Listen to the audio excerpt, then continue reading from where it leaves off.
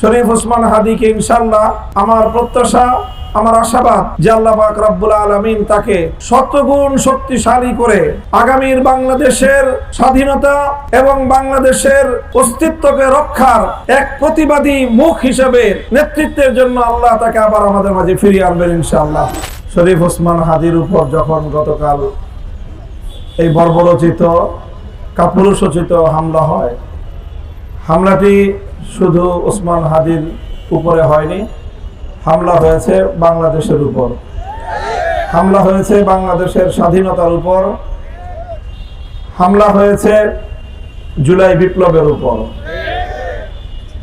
জুলাই বিপ্লব সংগঠিত হওয়ার পর থেকে বহুদিন পর্যন্ত আমি একটি কথা অনুভব করছি, সেটা হলো জুলাই বিপ্লবের যারা অংশীজন তাদের মধ্যে কোনো বিভক্তি, বিভাজন, এটি আবার নতুন করে সেই পরাজিত শক্তিকে বাংলাদেশে পুনর্বাসন করার একটি পথ। চিৎকার করেছি, অনেক বলেছি, কিন্তু মনে হচ্ছে যে আমরা জুলাই বিপ্লবের অংশীজনদেরকে এই কথাটা বোঝাতে পারি নাই। আমাদের এই চিৎকার চেঁচামেচি ব্যর্থ হয়েছে।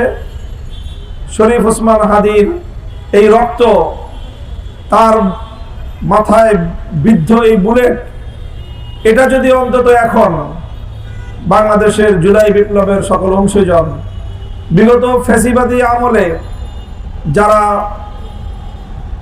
মাজলুম হয়েছেন, সেই সকল পক্ষ শক্তিগুলো যদি আবার নিজেদেরকে একটু খুঁজে পাওয়ার চেষ্টা করেন, সেই জুলাই বিপ্লবের চেতনাটাকে যদি আপনারা আপনাদের হৃদয়ের গহীন থেকে আরেকবার একটু জাগ্রত করার চেষ্টা করেন, তাহলে হয়তো আগামীর বাংলাদেশ বেঁচে যাবে। বাংলাদেশটা যদি বেঁচে যায়, ওসমান হাদিরা বেঁচে থাকবে।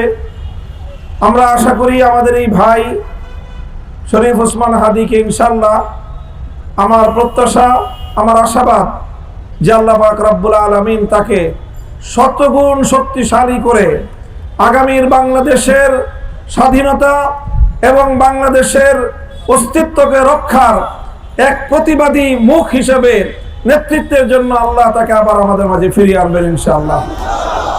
আমরা কায়মনে মহান রব্বুল আলামিনের কাছে সেই প্রত্যাশা ব্যক্ত করছি এবং আমি শপথ করতে চাই যে আমাদের এই চেতনাটাকে, শরীফ ওসমান হাদি যেই চেতনাকে ধারণ করে তার এই চরম মূল্য পরিশোধ করলো, আমরাও যদি আমাদের হৃদয়ে সেই চেতনা ধারণ করতে পারি, তাহলে আসলে আমাদের এই কথা, আমাদের এই প্রার্থনা এবং আমাদের এই বক্তব্য এটা সার্থক হবে। আর আমরা যদি তার সেই চেতনাকে ধারণ করতে না পারি, তাহলে শুধু কুমিরের মতো কান্না করে শুধু অশ্রু ঝরবে, সত্যিকার অর্থে আমরা ওসমান হাদিকে ওন করতে পারবো না।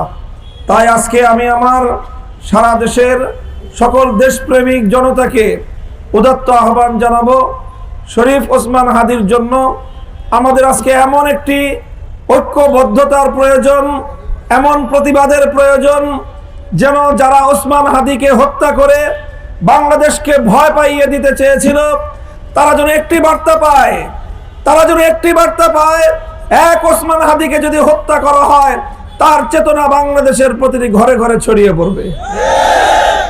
আমি সেই প্রত্যাশা ব্যক্ত করি।